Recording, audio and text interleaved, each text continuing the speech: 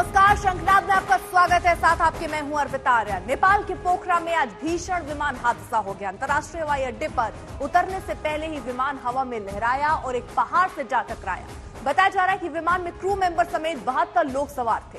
अब तक 68 शव बरामद किए जा चुके हैं। विमान में 5 भारतीय भी थे। हादसे के बाद एयरपोर्ट को बंद कर दिया गया और राहत बचाव का काम जारी है।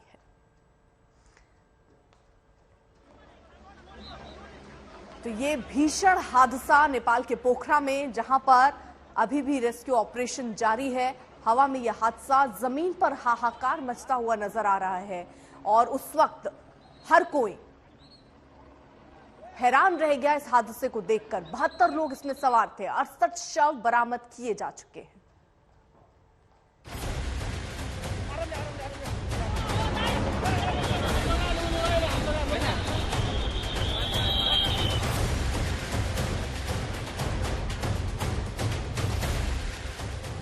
आसमान में उड़ता विमान जब खतरे में घिर आता है तो कुछ यूं ही हवा में लहराता है, जोरदार धमाके के साथ धरती को छू जाता है।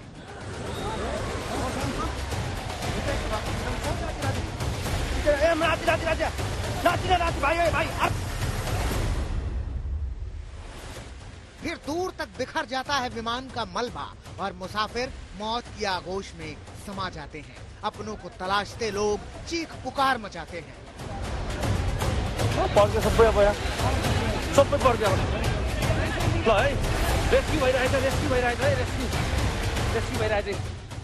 नेपाल के पोखरा में हुई इस त्रासदी की पूरी कहानी से पहले उन तस्वीरों को एक बार फिर से देखना जरूरी है, जिसे देखकर सांसें हलक में अटक जाती हैं। मौत आंखों के सामने तैर जाती है और मौत के इसी तांडव का शिकार हुए हैं वो यात्री जिन्होंने काठमांडू से पोखरा के लिए उड़ान भरी और कईयों के लिए ये जिंदगी की आखिरी उड़ान बन गई।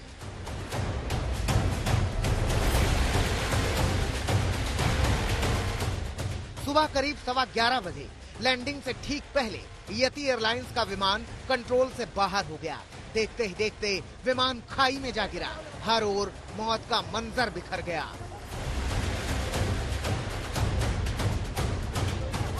विमान क्रैश होते ही धू धू कर जलने लगा। आसमान में धुएं का गुबार छा गया। फिजा में चीख पुकार मच गई।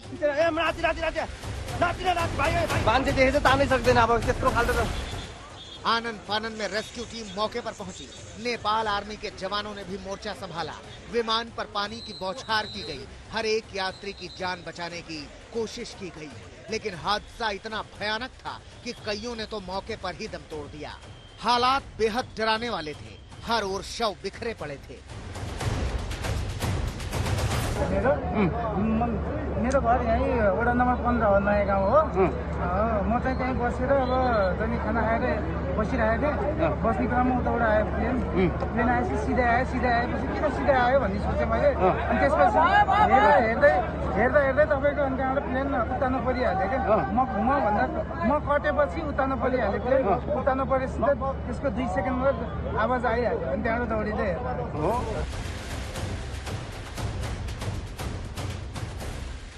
विमान हादसे से काठमांडू तक हड़कंप मच गया। पीएम प्रचंड फौरन कंट्रोल रूम पहुंच गए। रेस्क्यू के काम को देखने लगे। नेपाल में जो विमान हादसे का शिकार हुए उसमें कुल 68 पैसेंजर सवार थे। इनमें 53 नेपाली, 5 भारतीय, 4 रूसी, 2 कोरियाई और एक अर्जेंटीना, फ्रांस और आयरलैंड के यात्री थे। नेपाल सरकार ने पोखरा विमान हादसे की जांच के लिए 5 सदस्यीय कमेटी गठन की है। साथ ही एक दिन के राष्ट्रीय शोक का ऐलान भी किया है। लेकिन हादसे के दर्द और गम के बीच सबसे बड़ा सवाल यही है कि कैसे लैंडिंग से विमान अचानक जमीन पर आ गिरा। किसकी लापरवाही से यह हादसा तमाम यात्रियों की मौत की वजह बना। आशुतोष मिश्रा के साथ आज तक ब्यूरो। जो विमान हादसे का शिकार हुआ वो यति एयरलाइंस का बताया जा रहा है कि हवा में ही विमान में आग लग गई। हादसा किन वजहों से हुआ इसकी पड़ताल की जा रही है, मगर इस भयानक हादसे ने पूरे नेपाल को हिला दिया है।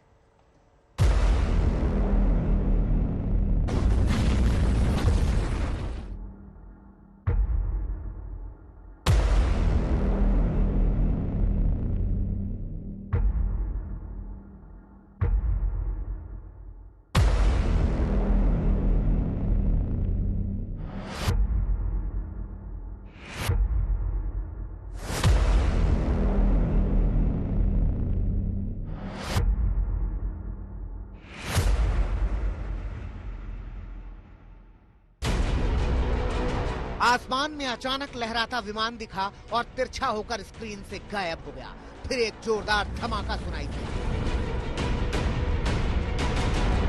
ये नेपाल में हुए विमान हादसे के पहले की तस्वीरें हैं। उस वक्त 11:10 होने वाले थे। पोखरा में लैंडिंग से पहले विमान आसमान में लहराया और फिर हादसे का शिकार हो गया। एक बार फिर से देखिए हादसे के वक्त का ये वीडियो। लैंडिंग से ठीक पहले विमान पहाड़ी से टकराकर नदी में जा गिरा। हादसे की जो तस्वीरें सामने आई हैं, उसमें यह हादसा बेहद भयावह नजर आ रहा है और अब इस विमान हादसे की वजहों का विश्लेषण किया जा रहा है।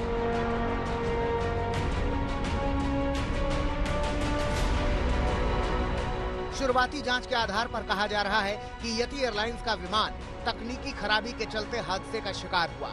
पायलट ने एटीसी से लैंडिंग की इजाजत दी थी। लैंडिंग की प्रक्रिया भी शुरू हो गई थी। विमान भी काफी नीचे आ गया था, लेकिन पोखरा एयरपोर्ट से ठीक पहले अचानक विमान लहराया और क्रैश हो गया। तो कुछ टेक्निकल वजह मुझे लगती है कि इसमें रही होंगी, क्योंकि जब विमान सीधा उड़ रहा है और यकायक वो गोता लगाता है तो कुछ तो मुझे लगता है कुछ टेक्निकल रीजन रहा होगा जिसके कारण पायलट उसको संभाल नहीं पाए या फिर कंट्रोल प्रॉब्लम्स हो सकती हैं। तो हमें हमारी फिजिकल लोकेशन हमेशा मालूम होती है, तो हो सकता है उनको जो इंडिकेशन कॉकपिट में मिल रहा हो गलत मिल रहा हो, या फिर उनका ग्राउंड प्रॉक्सिमिटी से वार्निंग सिस्टम जो कि आप जमीन से कितने ऊंचे हैं ये हमेशा आपको बताता रहता है, या आप जो मनूवर कर रहे हैं वो सेफ है या अनसेफ है वो भी आपको बताता रहता है। तो हो सकता है सिस्टम काम ना कर रहे हो उस समय, या जहाज में कोई टेक्निकल परेशानी हो, इंजन प्रॉपर थ्रस्ट नहीं प्रोड्यूस कर रहा हो, पावर नहीं प्रोड्यूस कर रहा हो, तो ऐसी दुर्घटना की संभावनाएं रहती है। यति एयरलाइंस का ATR 72 विमान काफी आधुनिक माना जाता है। इसमें दो इंजन हैं। ऐसे में सवाल उठता है कि आखिर लैंडिंग के वक्त कौन सी तकनीकी खराबी आ गई जो इतने बड़े विमान हादसे की वजह बनी। प्लेन लैंड कर रहा था, लैंड करते हुए जब प्लेन की पावर होती है वो आधी हो जाती है, बिकॉज फुल थ्रॉटल पे इंजन नहीं चलता। तो उस या तो बर्ड हिट हुआ है या कोई टेक्निकल स्पार्क वगैरह जैसे आप कह रहे हैं, कुछ ना कुछ ग्लिच हुआ है जिसकी वजह से पायलट ने लेफ्ट को मोड़ा है, और लेफ्ट को मोड़ने से most probably he was trying to avoid जो मकान थे या रेजिडेंशियल एरियाज थे उनको अवॉइड करके वो रिवर की तरफ ले गया है और रिवर में जाके प्लेन क्रैश हुआ है। तो ये जो सटी रिवर है, क्योंकि बिल्कुल ठीक आपका जो कंक्लूजन है कि ना तो मौसम खराब था ना कोई और था, ये जरूर टेक्निकल एरर है या पायलट एरर है, ये तो ब्लैक बॉक्स से और इन्वेस्टिगेशन से पता लगेगा। नेपाल के जिस पोखरा एयरपोर्ट पर लैंडिंग से पहले विमान हादसे का शिकार हुआ, 1 जनवरी को नए साल के मौके पर ही इसका उद्घाटन हुआ था। बड़ी बात यह है कि हादसे में शिकार विमान ने ही इस मौके पर डेमो फ्लाई किया था। नेपाल में विमान हादसों का इतिहास बेहद भयावह है। पिछले ही साल विमान हादसे में नेपाल में 22 लोगों की जान चली गई थी। तब भी जांच के लिए कमेटी बनी थी जिसे ऐसे हादसे रोकने के लिए सुझाव देने का भी जिम्मा दिया गया था। लेकिन फिर एक दुर्घटना से साफ है कि नेपाल की एयरलाइंस कंपनियां इन हादसों से कोई सबक नहीं ले रही हैं। आज तक ब्यूरो। 26 जनवरी से पहले दिल्ली को दहलाने की एक बड़ी साजिश का खुलासा हुआ है। इस बार दिल्ली में दंगा कराने की साजिश थी। इसके लिए पाकिस्तानी खुफिया एजेंसी ISI के इशारे पर दिल्ली में बैठे आतंकियों ने एक हिंदू की बेरहमी से हत्या की, उसके 9 टुकड़े किए, वीडियो बनाया और वीडियो पाकिस्तान में बैठे ISI हैंडलर को भेजा। खालिस्तानी गठजोड़ से यह साजिश रची जा रही थी और दिल्ली पुलिस को कानों कान खबर नहीं थी।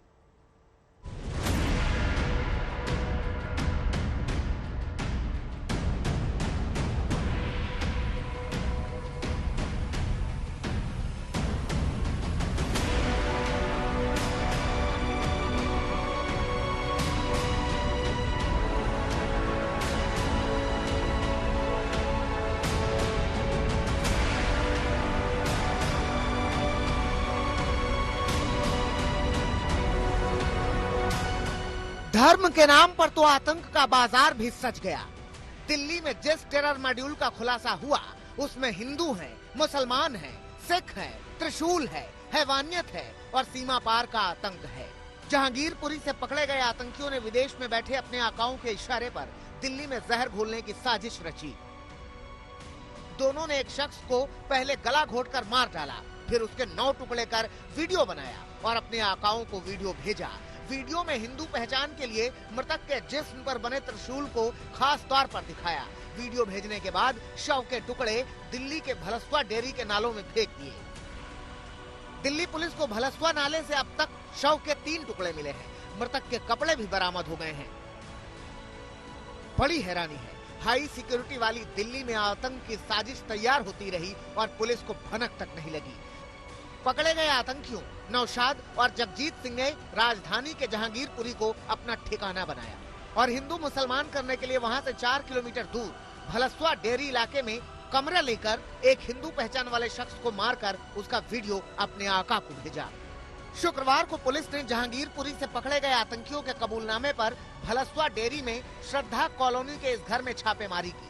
नौशाद और जगजीत सिंह की निशानदेही पर 2 हैंड ग्रेनेड मिले, हथियार बरामद किए। एफएसएल टीम को दीवारों से खून के धब्बे मिले।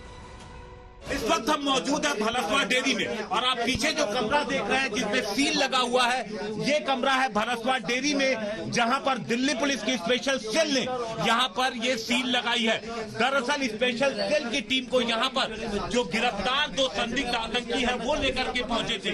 नौशाद जो कि हरकत-उल-अंसार से जुड़ा हुआ है और जगजीत जो कि खालिस्तानी आतंकियों के साथ जुड़ा हुआ है, उन दोनों ने दिल्ली पुलिस को लेकर के यहाँ पर पहुंचे हुए थे। दरअसल दिल्ली पुलिस ने इन दोनों को जहांगीरपुरी इलाके से गिरफ्तार किया था। पुलिस को जब ये जानकारी मिली थी कि किस तरीके से हरकत-उल-अंसार से जुड़ा हुआ एक शख्स जो खालिस्तानी आतंकी उसके साथ जुड़ा हुआ है, तो उसके बाद पुलिस ने उन्हें गिरफ्तार किया जहांगीरपुरी से। पूरी साजिश का खुलासा 12 जनवरी को नौशाद और जगजीत सिंह की गिरफ्तारी से हुआ। जहांगीरपुरी में छापेमारी के दौरान दिल्ली पुलिस को नौशाद और जगजीत सिंह के पास से 3 पिस्टल और 22 कारतूस मिले थे। दोनों के आतंकी लिंक का पता चला। हत्या के केस में सजा काट चुका नौशाद हरकत-उल-अंसार से जुड़ा था, तो उसका साथी जगजीत सिंह खालिस्तानी आका के लिए काम कर रहा था। दोनों के मोबाइल से दिल्ली को दहलाने वाली साजिश का खुलासा हुआ। सख्ती से पूछताछ पर दोनों ने जहांगीरपुरी से लेकर भलसवा डेयरी तक अपनी पूरी करतूत बता दी। 26 जनवरी से पहले साजिश दंगा भड़काने की थी, उन्माद फैलाने की थी। लेकिन सवाल बड़े हैं, घेरे में दिल्ली पुलिस भी है। दिल्ली पुलिस की नाक के नीचे इतनी बड़ी साजिश होती रही और उन्हें भनक तक नहीं हुई। नौशाद और जगजीत के आतंकी लिंक थे। दोनों उसी जहांगीरपुरी इलाके को अपना ठिकाना बनाए थे, जहां पिछले साल 22 जुलाई को दंगे हुए। 2 टेररिस्ट इस इलाके में ठिकाना बनाकर रहते हैं और दिल्ली पुलिस को भनक तक नहीं लगती। दोनों टेररिस्ट न सिर्फ यह ठिकाना बनाकर रहते हैं, बल्कि जो मंसूबे थे वो भी बेहद खतरनाक थे। यहाँ पर वो हाइड आउट बनाकर रहे थे। भलसवा डेयरी में किराए पर कमरा लिया, एक शख्स का गला काटा, गला काटने का वीडियो अपने विदेश में बैठे हैंडलर को भी भेजा। 2 हैंड ग्रेनेड भी बरामद हुए उनके पास से। लेकिन इतना कुछ होते हुए भी कमाल ये है कि दिल्ली पुलिस को इस पूरी जो पूरा मंसूबा था इनकी जानकारी नहीं मिली। अब जाकर दिल्ली पुलिस स्पेशल सेल ने दोनों को गिरफ्तार किया है। नौशाद के मकान मालिक ने बताया कि 7 महीने पहले 2 महिलाओं ने किराए पर घर लिया था। दोनों ने पहचान पत्र नहीं दिया था। हत्या के केस में जेल से छूटने के बाद से नौशाद यहीं रह रहा था। मेरा मकान लिया उन्होंने 6-7 महीने पहले, ठीक है जी। उससे पहले ये कभी कौन सी गली में, कभी पीछे गली में, कभी सामने है। वो यहाँ पे 4-5 साल से है, रह रहे थे। अच्छा, हाँ, बाकी मेरे मकान में वो 6-7 महीने से है। नहीं, 4-5 साल थे। आपने बताया जेल में बंद थे वो, कि छूट के आए? कि छूट के आए थे वो, तो जेल में बंद थे, हैं, छूट के आए थे। उसके बाद इस कोने वाले मकान में रहे हैं, वो पीछे रहे हैं, वो इस तरफ उनके लड़की का मकान है, वहाँ रहे हैं। आखिर ये चूक कैसे हुई? पिछले साल जुलाई में ही जहांगीरपुरी में रामनवमी जुलूस के दौरान दंगा हुआ। दंगे के आरोपियों को पकड़ने के लिए पुलिस आए दिन रेड करती रही, लेकिन 2 आतंकी मजे से किराए के घर में रहते रहे, दिल्ली को दहलाने की साजिश करते रहे। हिमांशु मिश्रा के साथ अरविंद ओझा, दिल्ली आज तक। और इस बीच आपको बता दें, एक बड़ी खबर आ रही है। मध्य प्रदेश में विमान की इमरजेंसी लैंडिंग करानी पड़ी है। तो बड़ी खबर इस वक्त आपको बता दें, शिवराज के हेलीकॉप्टर की इमरजेंसी लैंडिंग करवानी पड़ी है। अब किन वजहों से, वो जैसे जैसे खबर आती जाएगी आप तक जानकारी हम पहुंचाएंगे। अभी फिलहाल तकनीकी खराबी के कारण बताया जा रहा है कि मध्य प्रदेश के सीएम की हेलीकॉप्टर की इमरजेंसी लैंडिंग कराई गई। अब सड़क के रास्ते वो धार जाएंगे। मध्य प्रदेश के सीएम के हेलीकॉप्टर की इमरजेंसी लैंडिंग कराई गई है। तकनीकी खराबी के कारण बताया जा रहा है कि इमरजेंसी लैंडिंग कराई गई है। मनावर से धार जा रहे थे मध्य प्रदेश के सीएम और अब सड़क के रास्ते धार जाएंगे वो, क्योंकि हेलीकॉप्टर जिसके माध्यम से उनको जाना था, तकनीकी खराबी को देखते हुए इमरजेंसी लैंडिंग कराई गई है और अब सड़क मार्ग से वो अपने गंतव्य तक जाएंगे। तो मनावर से धार जा रहे थे, शिवराज के हेलीकॉप्टर की इमरजेंसी लैंडिंग करवानी पड़ी है तकनीकी खराबी की वजह से और अब आगे का सफर वो सड़क के रास्ते तय करने वाले हैं। तो बड़ी खबर इस वक्त की।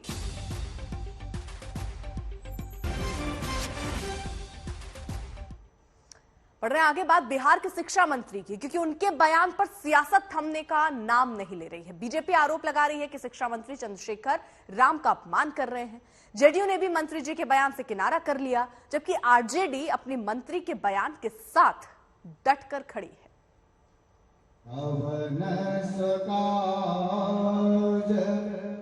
कठिन जग माही जो नहीं हो तात तुम पाई। ना घट रहा है वार, ना ही तकरार, ना बयानों का दौर रुक रहा है। रामचरितमानस पर जारी घमासान से बिहार का सियासी ताप बढ़ रहा है। शनिवार को जेडीयू नेताओं ने रामचरितमानस का पाठ किया तो अगले दिन सहरसा में बीजेपी ने इस अभियान को आगे बढ़ा दिया। मकर संक्रांति के मौके पर तमाम लोगों ने रामचरितमानस का पाठ किया। बिहार के शिक्षा मंत्री चंद्रशेखर पर निशाना साध दिया। हम लोगों का जो हिंदू धर्म में कोई भी शुभ दिन होता है, कोई फेस्टिवल होता है, तो रामचरितमानस का पूजा पाठ किया जाता है। हम लोग उसी के तहत किए हैं, कोई विशेष आयोजन नहीं है। लेकिन हम कहना चाहेंगे कि जो शिक्षा मंत्री के बारे में आपने सवाल किया, भगवान श्री राम उनको भी सद्बुद्धि दे कि रामचरितमानस को समझें, उनका पूजा पाठ करें, तभी उनका भी बैतरनी पार होगा। नहीं तो इधर ही फंसे रहेंगे, कोई देखने वाला नहीं मिलेगा। रामचरितमानस से बड़ा धर्म कोई नहीं है, कोई बड़ा ग्रंथ नहीं है हिंदू धर्म के लिए। हमला सिर्फ बीजेपी की ओर से नहीं है। जिस ग्रंथ ने भगवान राम के गुणों को घर घर तक पहुंचाया, जिस ग्रंथ से जन जन ने प्रभु राम की महिमा को गाया, जब बिहार के शिक्षा मंत्री ने उसी ग्रंथ को नफरत फैलाने वाला बताया, तो ऐसा बयान बिहार में सियासत के महागठबंधन में दरार ले आया। जनता दल यूनाइटेड सभी धर्मों का सम्मान करती है। जनता दल यूनाइटेड सभी धर्म ग्रंथों का सम्मान करती है। जनता दल यूनाइटेड सभी धर्म के मानने वाले लोगों का सम्मान करती है और यह राष्ट्रीय जनता दल का आंतरिक मामला है। राष्ट्रीय जनता दल का नेतृत्व सक्षम है इस पर संज्ञान लेने के लिए। चरितमानस पर बेवजह का विवाद खड़ा किया जा रहा है। माननीय शिक्षा मंत्री जी के कहने का मतलब कुछ और है। जिस चौपाई को लेकर के उन्होंने बात कही है, रामचरितमानस पर और भगवान राम पर तो उन्होंने सवाल ही नहीं खड़े किए हैं। इसको लेकर के बेवजह का इसे तूल दिया जा रहा है और हमारे विरोधियों के झांसे में हमारे सहयोगी भी फंस जा रहे हैं। लेकिन इस हंगामे के बीच ना तो शिक्षा मंत्री झुकने को तैयार है, ना ही उनकी पार्टी आरजेडी को उनके बयान पर ऐतराज है। यानी रामचरितमानस पर बिहार की सियासत में नया रण छिड़ चुका है। आरजेडी जेडीयू के बीच भी टकराव का नया अध्याय शुरू हो चुका है। हम कह रहे हैं कि एक बात को के बार बोलूं, जिस सत्य को बोला हूं वहां आ रहा हूं खरा। उधर अपनी ही सरकार में मंत्री के विरोध के बीच उपेंद्र कुशवाहा के बयान ने जेडीयू में हलचल बढ़ा दी, जिसमें उपेंद्र कुशवाहा ने जेडीयू का ग्राफ घटने की बात कही। सीधे तौर पे भारतीय जनता पार्टी को लाभ पहुंचाने वाला बयान है। उन्होंने क्या कहा नहीं कहा एक विषय है, लेकिन जो कुछ भी कहा, जिस विषय पर वो बात कर रहे हैं, ऐसे विषयों पर जब भी चर्चा होगी तो यह सब एजेंडा तो बीजेपी का एजेंडा है। बीजेपी के एजेंडा पर बात करने का मतलब है कि उसके फील्ड में जाकर खेलना, उसकी पिच पर खेलना। पार्टी लगातार पार्टी का आधार जनाधार बढ़ रहा है और पार्टी प्रतिदिन मजबूत हो रही है। समर्पित कार्यकर्ताओं का फौज खड़ा हो रहा है। साफ है कि बिहार की सियासत में जबरदस्त खींचतान है, जिसे लेकर हंगामा तमाम है। पटना से रोहित कुमार सिंह के साथ सुजीत झा, आज तक।